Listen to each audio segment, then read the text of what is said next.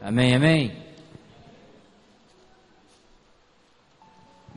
Duas coisas rápidas. A primeira, a irmã Sônia já falou, nós estamos fechando hoje o mês da família, mas nem por isso vamos deixar de falar sobre famílias.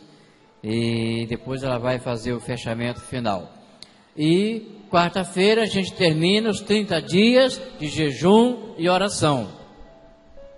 O meu propósito, Deus já me abençoou. Amém? Glória a Jesus por isso.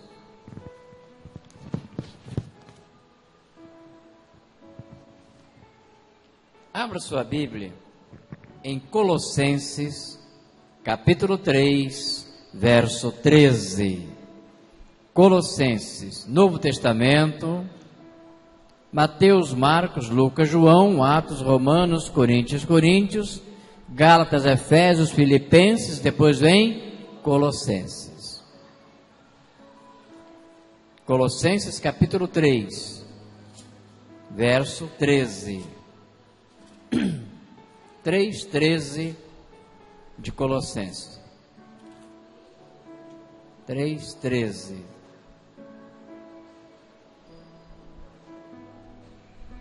Amém? Eu leio assim na minha versão: suportem-se uns aos outros e perdoem as queixas que tiverem uns contra os outros. Perdoe como o Senhor lhes perdoou. Amém, queridos? Crise de perdão na família. Não é só crise de combustíveis, crise de alimentos, mas também há uma grande crise, ou seja, uma grande falta de perdão no seio das famílias. Porque, amados, as maiores feridas da alma são abertas em família. Você já prestou atenção em um detalhe? Maioria dos casos de abuso sexual acontece no seio das famílias. Ou seja, a família que deveria ser um local seguro, um porto seguro, já não está tão seguro mais como deveria ser. Mas a nossa fala de hoje à noite pressupõe que há uma falta, e uma falta grande de perdão nos relacionamentos familiares. Será que isso é verdadeiro? Eu penso que sim. Se olharmos para as estatísticas das separações entre marido e mulher, entre pais e filhos, ou seja, abandono do lar, temos que admitir que o perdão não está sendo praticado como deveria ser. A crise de perdão na família reflete uma crise conjugal. E a crise conjugal reflete uma crise espiritual. As duas coisas estão ligadas. Quando há problemas na família, há problemas espirituais. Há o afastamento de Deus, há o distanciamento de Deus. Os nossos relacionamentos, amados, horizontais, nosso relacionamento com o nosso próximo, depende do nosso relacionamento vertical com Deus. Se eu não estou bem com Deus, não estou bem com o meu próximo, muito menos com a minha esposa. Para mim, estar bem com ela, bem com o marido, bem com a esposa, bem com os filhos, bem com os pais, precisa estar bem com Deus. Então, em primeiro lugar, a importância do perdão. Uma família não pode existir, não pode subsistir sem perdão. Há necessidade que haja perdão na família, pois invariavelmente nós vamos errar. Nós vamos cometer erro, nós vamos magoar um ao outro, e não tem como evitar isso. E o perdão é a possibilidade da convivência. O perdão é a possibilidade da continuação do relacionamento. Perdão é um indicador de nossa compreensão da dimensão do amor de Deus. Assim como Deus nos perdoou, nós precisamos perdoar uns aos outros. E muito mais no relacionamento conjugal. Colossenses 3:13 que nós lemos, né? Se você prestar atenção,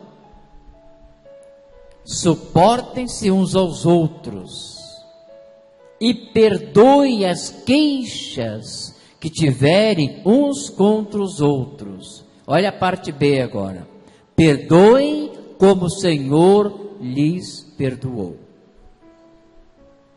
Amar com o amor do Senhor e perdoar com o mesmo tipo de perdão que o Senhor nos perdoou. Todos nós experimentamos ofensas. Um amigo que nos trai, um filho que nos faz uma ingratidão, a parcialidade dos pais, uma palavra áspera, uma acusação falsa, uma data pessoal importante que a gente esquece. Você quer ver a confusão ficar pronta? Esquece a data de aniversário dela. Esquece para você ver. Da mãe dela, lá em casa. Da mãe dela, de um parente, de um filho. Porque, gente, o homem às vezes esquece mesmo. O homem é meio desligado. Mas anote na geladeira, anote no caderninho, na agenda, em tudo quanto é lugar, anote, não esqueça, porque vai dar problema, não tenha dúvida, mas pode acontecer, e tudo isso, gente, traz consequências graves, e só tem uma solução, só tem um remédio, que chama perdão. É preciso perdoar, é preciso pedir perdão. Perante a ofensa, exercemos a escolha. Você tem uma escolha diante de você. Podemos perdoar ou nos tornarmos ressentidos. Hein? Ficar de mal. Aí ela diz assim: vou botar esse cara na geladeira. E ele vai para a geladeira. Não é pinguim não, mas vai para a geladeira. Podemos amar ou odiar. Não existe meio termo. Você não odeia mais ou menos. Ou odeia ou não odeia. Ou ama ou odeia. Podemos estabelecer relacionamentos ou romper o relacionamento. Estou de mal com meu marido, não falo com ele há uma semana. A gente vê isso por aí. Perceba que a primeira escolha, a escolha do perdão, a escolha do perdoar, do amar, do estabelecer relacionamentos, nos leva inevitavelmente a uma escolha que nos faz crescer. Quando você perdoa, você cresce. Quando você perdoa, você abre portas. Então essa primeira escolha resulta em crescimento. Já a segunda escolha nos leva a uma escravidão. Porque perdão é cura. E quando você não perdoa, você fica doente. Vou dizer uma coisa para vocês, sem nenhum medo de errar. Muitas vezes você está doente, você vai ao médico e o médico não sabe o que você tem. Faz exames e mais exames e não dá nada. Sabe o que você tem? Falta de perdão. A falta de perdão traz uma série de coisas. Perdão é cura.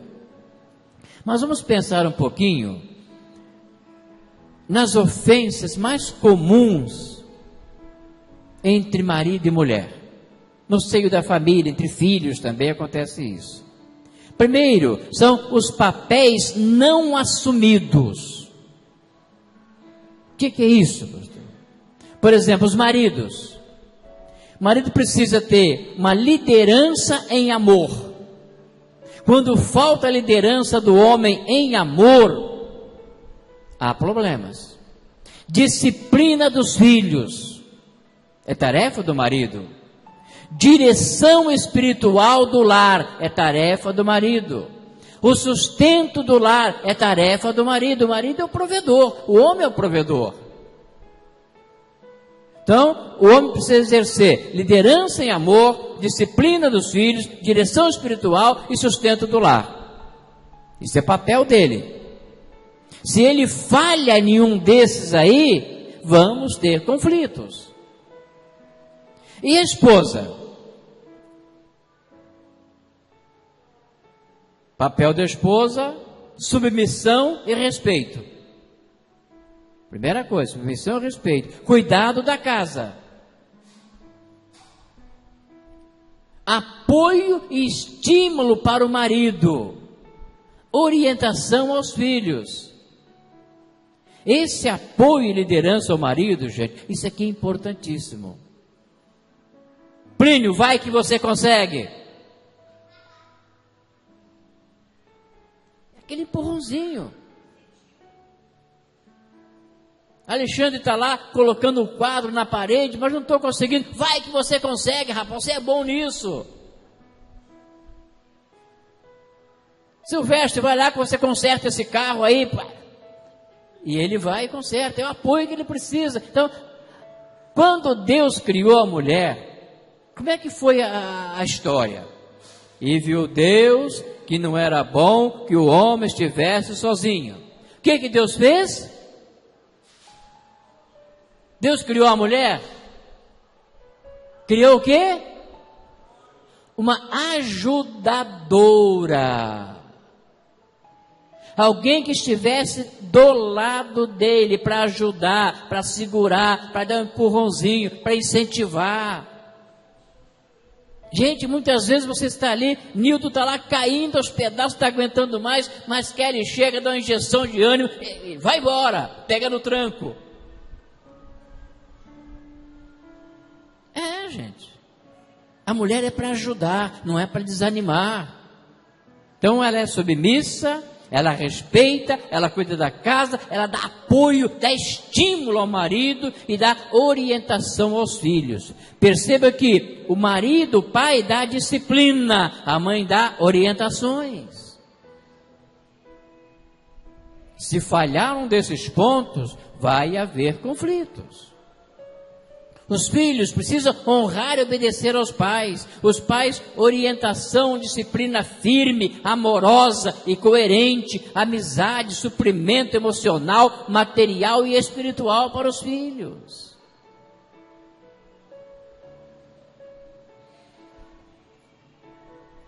Porque nós podemos negligenciar as necessidades básicas da família.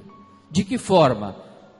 Os maridos podem negligenciar o respeito para com a esposa. A esposa pode negligenciar o carinho, a proteção, a atenção, a amizade para com o esposo. Os filhos podem negligenciar a atenção, o tempo, a amizade para com os pais e vice-versa. Tudo isso gera conflito. E todo conflito precisa de perdão, porque perdão é cura. Sem perdão não tem nada feito. Mas tem as falhas pessoais. Falei dos esquecimentos. Cuidado com datas e promessas. Não prometa nada à sua esposa ou ao seu marido se você não pode cumprir. Prometeu, cumpre. Não falha, não. Não esqueça as datas importantes. Não seja egoísta. Não viva irado. Tem gente que parece uma casa de marimbondo, o tempo todo irado, o tempo todo armado. Não pode encostar. Agressões físicas, verbais, gente. Casais que vivem agredindo um ao outro, agredindo com palavras. Não pode. Fala com o marido, fala com a esposa, como nunca falou com o estranho. Porque se falar daquela maneira com o estranho, vai levar a bordoada. O estranho não deixa barato, não. Então, cuidado com a maneira de um tratar o outro, a maneira como se fala um com o outro, as agressões físicas, as agressões verbais, infidelidade, a quebra dos votos. Gente, tudo isso traz problemas no relacionamento. Quando isso acontece, só tem um remédio: perdão. Só o perdão pode resolver. Agora, não fique esperando, mas ele não fala comigo, eu também não falo com ele. Ela não fala comigo, eu também não falo com ela. Alguém tem que dar o primeiro passo. Alguém tem que dar o braço a torcer. Alguém tem que chegar e dizer: você me perdoa? Deixa eu abrir um parênteses aqui e falar para vocês 3 verbos. Eu já falei isso aqui 1000 vezes, mas eu sei que vocês esquecem. Come muito queijo, é um problema sério. 3 verbos que você não pode esquecer. Fácil de conjugar.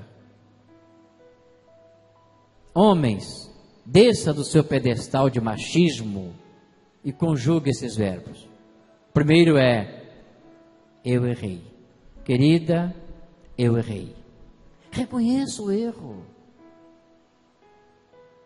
Segundo verbo: você me perdoa? É o verbo perdoar. E o terceiro verbo: eu te amo. Então, querida, eu errei, você me perdoa, eu te amo. Conheço um rapaz casado há quase 40 anos, nunca conseguiu falar para a esposa que a ama.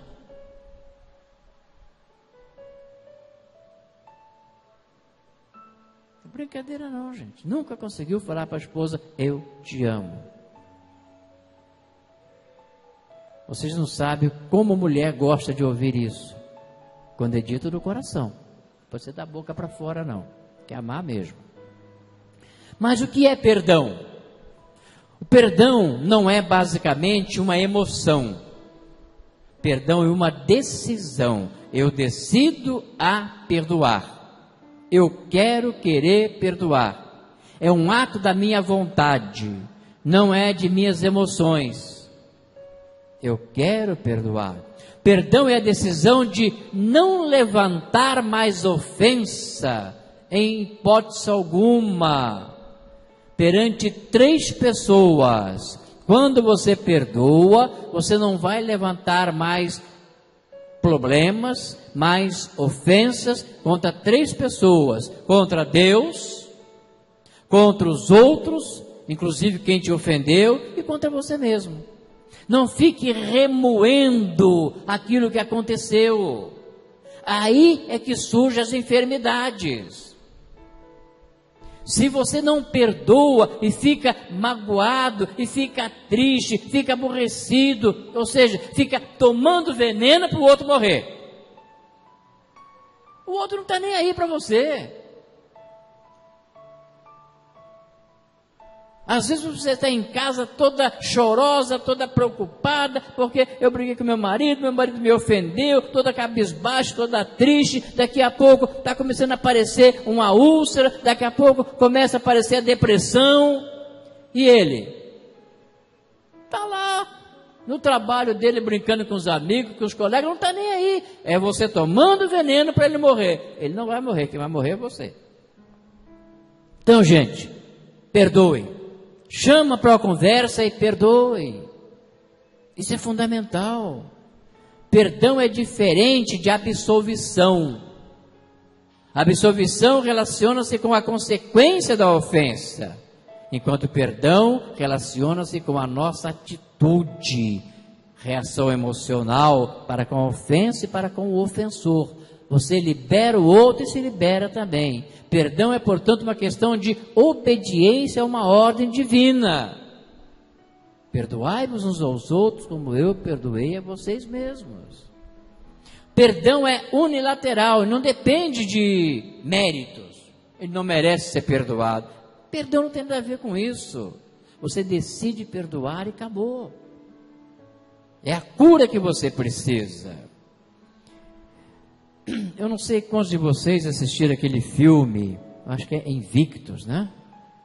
Invictus, que fala da história do Mandela.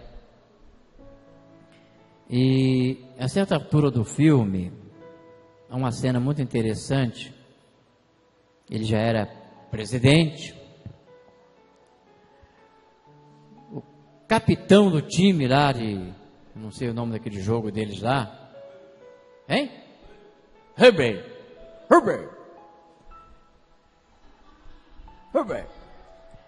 Ele chega para o time e diz assim: eu não consigo entender. Como é que pode um negócio desse, rapaz? E ele falou para a esposa: o que você não consegue entender? Como é que o cara passa aquele tempo todo? Eles tinham ido visitar a prisão, trancado naquele quarto, que não dava nem para esticar os braços, e agora ele sai de lá e perdoa todo mundo. Não dá para entender isso, mas perdão é assim. Perdão não precisa entender, é perdoar e acabou. Perdão é isso, é perdoar e acabou. Alguns esclarecimentos sobre o perdão, já estamos terminando. Perdão é uma reação positiva para com a ofensa, ao invés de uma reação negativa para com o ofensor. Perdão é uma reação positiva para a ofensa. Você recebeu uma ofensa, você perdoou, é uma reação positiva. Não é uma reação negativa contra quem te ofendeu. Aquela reação que deixa você triste, cabisbaixo, sem conseguir prosseguir. Porque falta de perdão, gente, impede você de continuar caminhando. Ofensas são oportunidades para se ou perdoar ou ficar amargurado. Você escolhe. Você foi ofendido? Foi. Você pode perdoar ou ficar amargurado. A escolha é sua. Uma reação positiva significa olhar aquela ofensa como uma oportunidade de crescimento, ir em frente. Foi o caso do Mandela. Agora, se ficar curtindo o sofrimento, coitadinho de mim, fui massacrado, fizeram isso e aquilo comigo, você não vai sair do lugar. Na verdade, quando você perdoa, você pode ver o ofensor como um instrumento de Deus em sua vida, para você crescer. Perdão significa cooperar com Deus na vida de outra pessoa.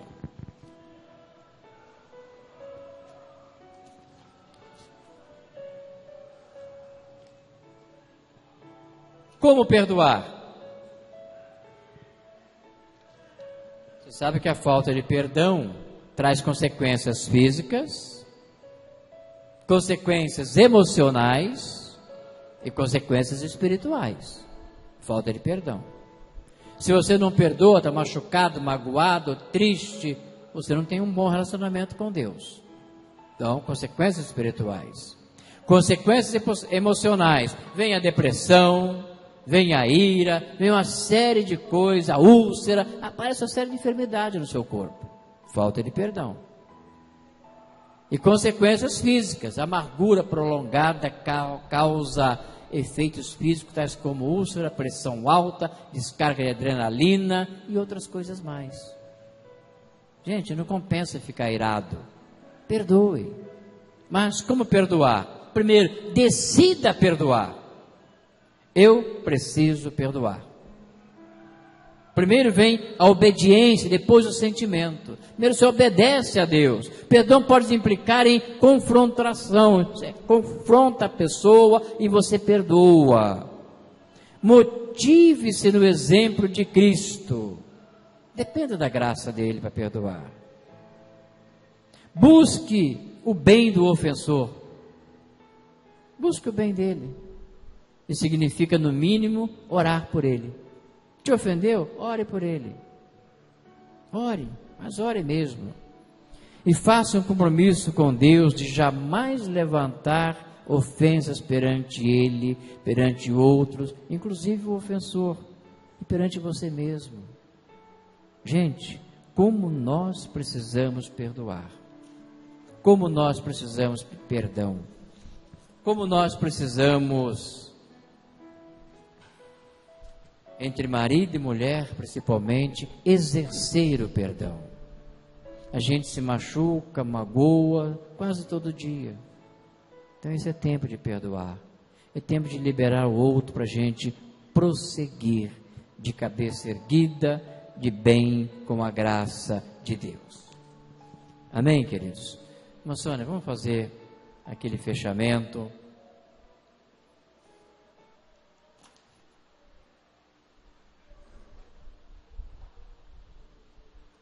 Que haja perdão no seio das famílias, que quando um falar uma palavra mais dura com o outro, peça perdão, né? Isso é bom. Você me perdoa? Perdoa.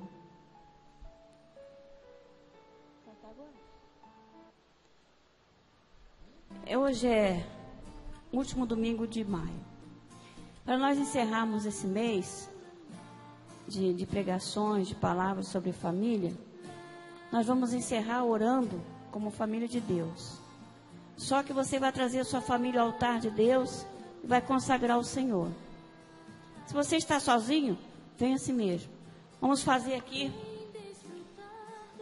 uma reunião de família para falar com Deus. Amém? Amém, igreja? Vem, traz a sua família toda aqui aos pés do Senhor Jesus e traz a sua chave. Vamos cantar esse cântico com a Aline Barros. Vamos orar ao Pai.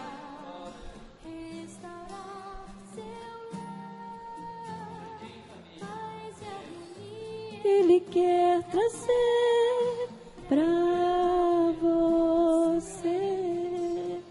Vem desfrutar do amor de Deus, você e sua casa. Deixe Jesus que é o Rei entrar em seu coração. Paz, harmonia, Ele quer trazer. Seu lar, e Ele quer trazer para você. Apresenta a sua chave ao Senhor. Senhor, minha família está aqui na sua casa. Nós queremos receber a tua bênção. Nós queremos receber a tua proteção, a tua unção sobre nossas vidas. Você quer receber a unção do Senhor? Clama por Ele. Pede a Ele. Pede a Ele. Você agora está na casa dEle, está em frente do altar do Senhor Deus. Abre o teu coração e pede para Ele aquilo que você quer para a tua família. Se quiser levantar a tua voz, levanta a tua voz e clama ao Senhor Deus Todo-Poderoso, que Ele pode restaurar todas as famílias que estão nos pés do Senhor Jesus. Oh Deus, visita, Pai, cada família. Abençoa, Deus, a cada chave que está sendo mostrada para o Senhor. As famílias estão aqui nos teus pés, ó Deus, querendo a tua bênção especial.